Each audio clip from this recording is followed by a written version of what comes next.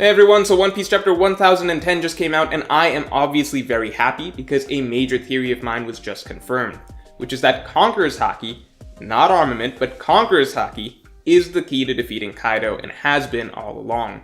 I've made a couple theory videos in the past about this, both from Zoro's end and from Luffy's end. And yeah, I understand. Obviously saying that Zoro was going to get Conqueror's Haki, that on its own is not a crazy theory. A lot of people wanted Zoro to get Conqueror's Haki. But I came at it from the angle that Wano in general was ultimately going to be about Conqueror's Haki, and that would be the power-up that is most important, and that is why this is the arc that fits for Zoro to get it. And more importantly, from Luffy's angle, at a time that everyone believed that Armament Haki was the setup that Luffy was getting in terms of growth to be able to defeat Kaido, I said that no, that is clearly a stepping stone, and that clearly things are building towards Conqueror's Haki being the final key ingredient Luffy needs to be able to defeat Kaido. And I understand. It's easy to believe that armament is what would be needed to beat Kaido because that's what characters have been saying over and over. You need armament, you need Ryo, you need to get to that second level where you can damage Kaido's scales.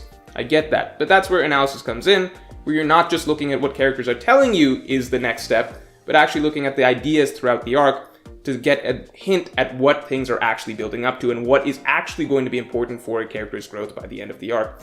And in that sense, you can actually look back further at the Act 2 analysis that I did of Wano, where I talked about the themes as I saw them, and a major theme that I talked about towards the end that it looked like was being set up was the growth that you would need in order to become a conqueror, the theme of what it takes to become a king, and that's where I started getting the idea that Conqueror's Haki would essentially be the key to defeating Kaido.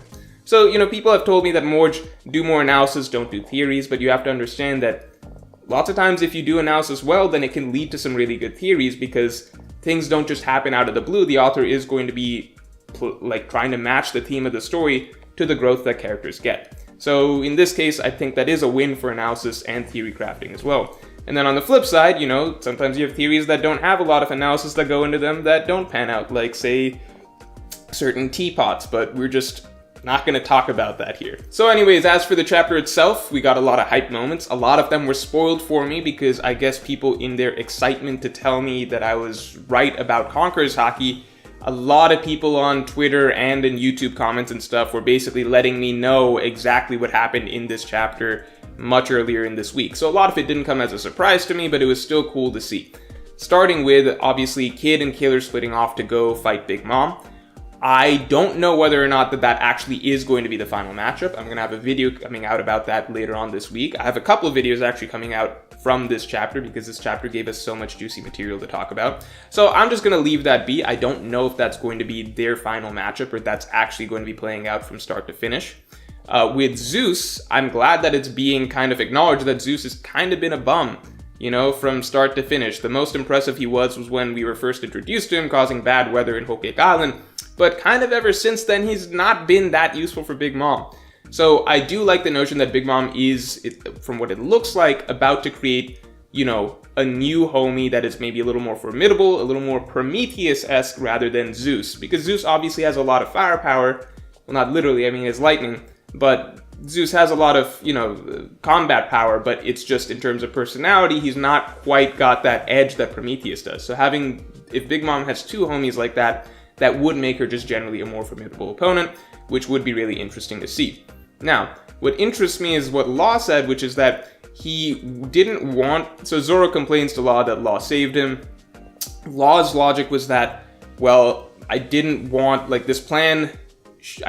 do this plan if it involved one of us dying.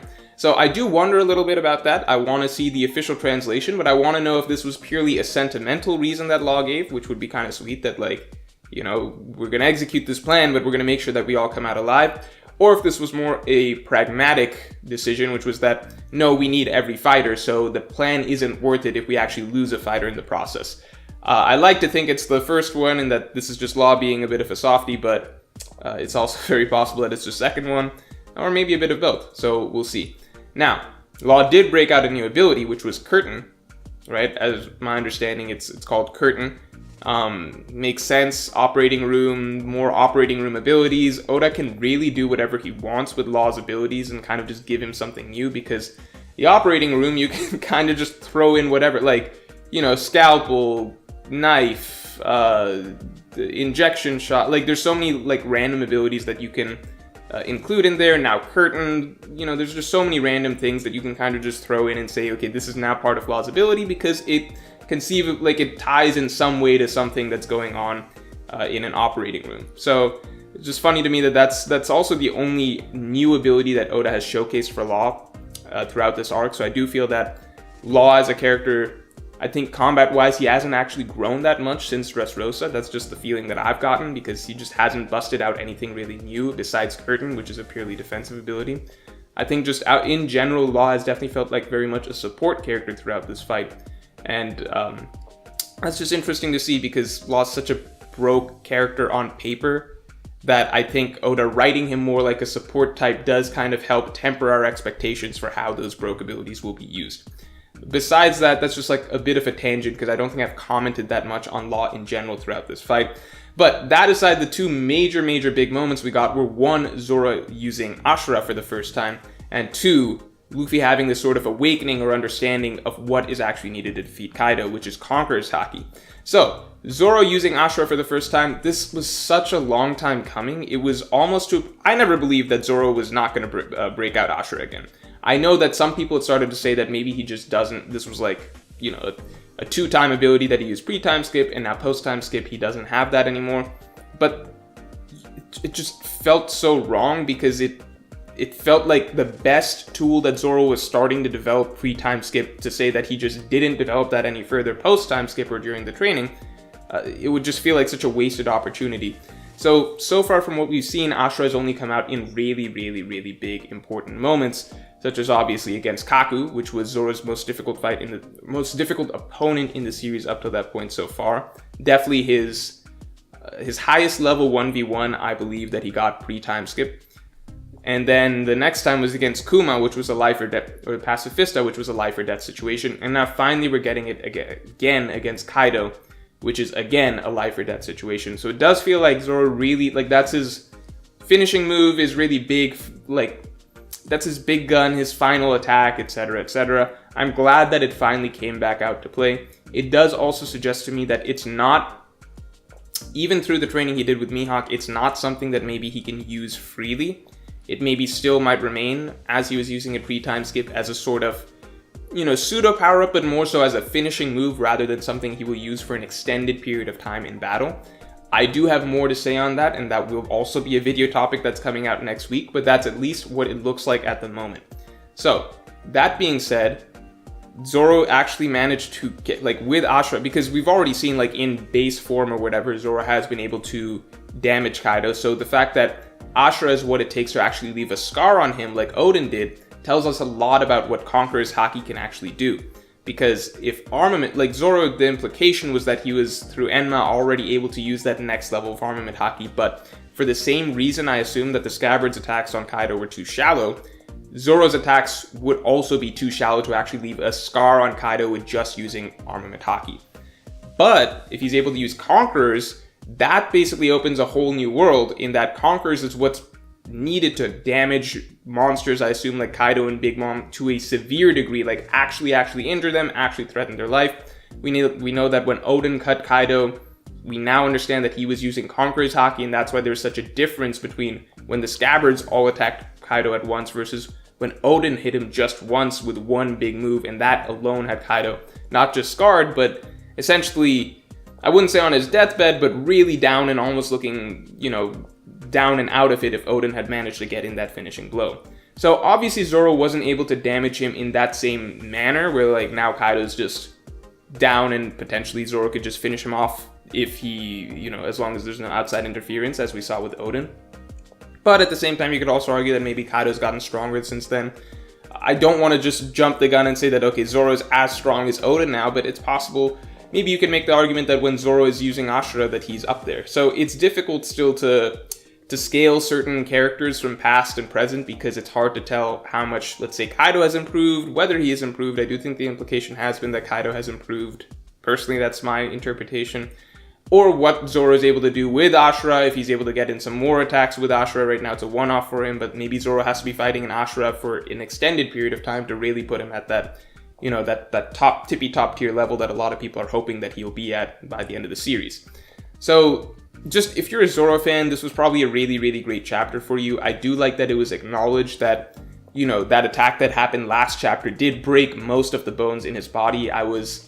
It did seem like he kind of just brushed that off, even though they made a big deal of how damaging it was. It did seem like that was kind of ignored when he went after Prometheus, but I like the fact that it's being acknowledged that, no, that's just Zoro being Zoro. He's a damaged tank, so even though he shouldn't be fighting right now, he still is. But it does look like for the moment, that's the last hit that he's getting in against Kaido. It was a really good one. I think everybody would have hoped that if he was to get a really big moment against Kaido, it would be through Ashura. So that was very satisfying to see. It would have been more satisfying if people hadn't spoiled me about it, but, you know, it is what it is. But then the next big moment came from Luffy, right? So I've got a lot of thoughts on this. I feel like I need to go back and reread everything that's happened in the rooftop fight from start to finish to kind of get the flow of how things developed. At the moment, one, it feels similar to when, weirdly enough, it feels similar to several different spots. So one, it feels weirdly enough similar to when Luffy first started getting hits in on Doflamingo that were making him bleed, I guess, post Gamma Knife. Okay, so it felt similar to that. I think the attacks were almost similar. I think that there was like a uppercut. I think there was a blow to the stomach. It feels very similar that suddenly Luffy's able to make this guy bleed. Obviously with Doflamingo, it was through the Gamma Knife. But it just feels, I don't know, it just feels like an interesting little callback. I don't know if it is. I would have to compare the panels. But two, it also feels similar to Luffy damaging Crocodile. I know that Crocodile, when Luffy first managed to hit him, that's more similar to Luffy hitting Kaido with Red Rock when he first arrived. But it does feel similar in the sense that now Luffy's actually learned the trick, like the real trick to actually being able to hit Kaido. Maybe you could compare it more to when Luffy had blood and started hitting Crocodile, and Crocodile was shocked at how Luffy was able to hit him even without water. I don't know, it does feel similar to a few other moments in the series where it feels like Luffy suddenly figured something out or something has changed, and now Luffy is able to actually damage the opponent. So, that being said, how do I feel about how this all played out? One, in general, I really appreciated that this entire chapter was paced out a little less, or at least the paneling was a little less busy, right? Like, you had less stuff going on each page. So, through that, the pacing of the chapter allowed for moments to just last or you to feel the effect of certain moments a little longer.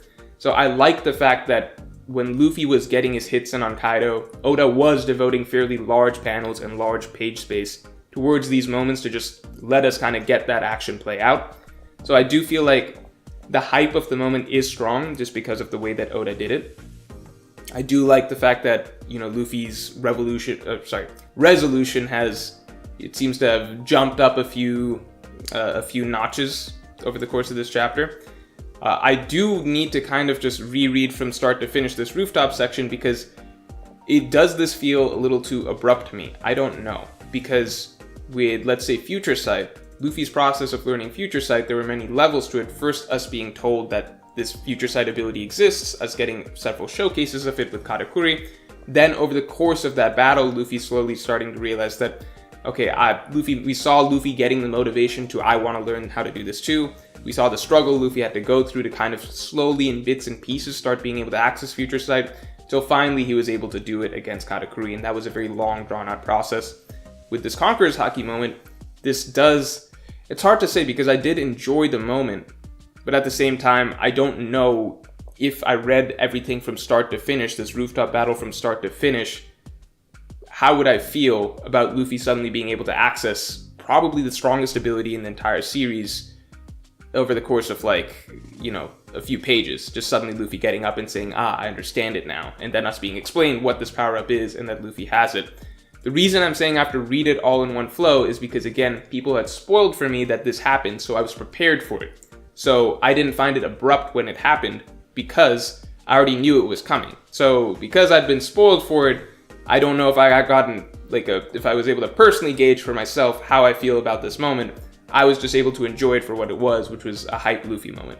So, all that being said, I do think that this is, you know, a setup for a 1v1. It does look like. I've been saying I want a Luffy versus Kaido 1v1 for a while.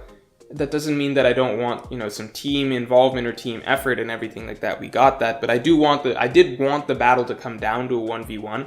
And with Luffy saying at the end of the chapter, okay, you guys go downstairs, it does feel like the setup is there for that. Kid and Killer are currently occupied with Big Mom. Whether or not that plays out remains to be seen. I guess on paper it does seem like that's their matchup and they're going to get that. But yeah, just the fact that Luffy is going to get, at least on paper, it does seem going forward, he's going to get to be fighting Kaido 1v1 on the rooftop by himself. That is a very exciting setup. Luffy has not yet busted out Gear 4th, so we don't get to yet see what Gear 4th with Conqueror's Haki, this new revelation of Conqueror's Haki, looks like. It's probably going to be pretty crazy. We might even get to see some sky splitting or something like that. I don't know. I do think that a Kaido flashback is yet to come. Sorry, should have phrased that better. I do think that a Kaido flashback is soon to come, just because it's something that the villains as of late have been getting. Doflamingo, Big Mom. It does seem necessary for Kaido's character because there's just multiple things that Oda has kind of hinted at about his past, this fish fruit, starting with rocks and everything like that have yet to be fleshed out. I just think that a Kaido flashback is definitely coming, and I definitely think it's going to be a mid-battle flashback. You guys might be doubting, you know, the raid failing and everything like that based on Luffy's determination towards the end of this chapter. But I still don't know. And I'm still going to stick by, I believe that at this point in time, if I had to bet money, I would bet that the raid fails. We have yet to get the Kaido mid-battle flashback. The fact that there's a flashback waiting for Kaido is bad news for Luffy, because that's probably going to be a good thing for Kaido if he gets a mid-battle flashback rather than for Luffy, because that suggests that there's going to be a second win for Kaido. We've still not seen his hybrid form. And on top of that, just the fact that Luffy has had this sort of determination before. You can go back and reread chapter 199 and compare it to this chapter, and then you can still see the result that happened. I do think it would be to me, it's just very important that Luffy suffers a failure here, because beating Kaido with Conqueror's Haki without ever actually having to, like, really struggle this arc, like his initial defeat was, he bounced back from that pretty much immediately. Without seeing Luffy actually have to really struggle and almost have his spirit broken this arc, and then kind of just come away with it with him immediately being able to pick up on this new, possibly most powerful power-up in the entire series and just succeed, I do not think I would like that. I would have to wait and see how it plays out, but I do think that there just probably is more coming. I think that there is more coming in terms of struggle for his character, and I do think that, you know, he might have Kaido on the ropes next chapter, a couple chapters down the line. I do think that a Kaido flashback is coming after that, and if I had to guess, then hopefully the tables probably turn right after that. So that's all for this video. If you enjoyed, then definitely like, comment, and subscribe, and you can support me on Patreon to get extended thoughts on this and all future topics.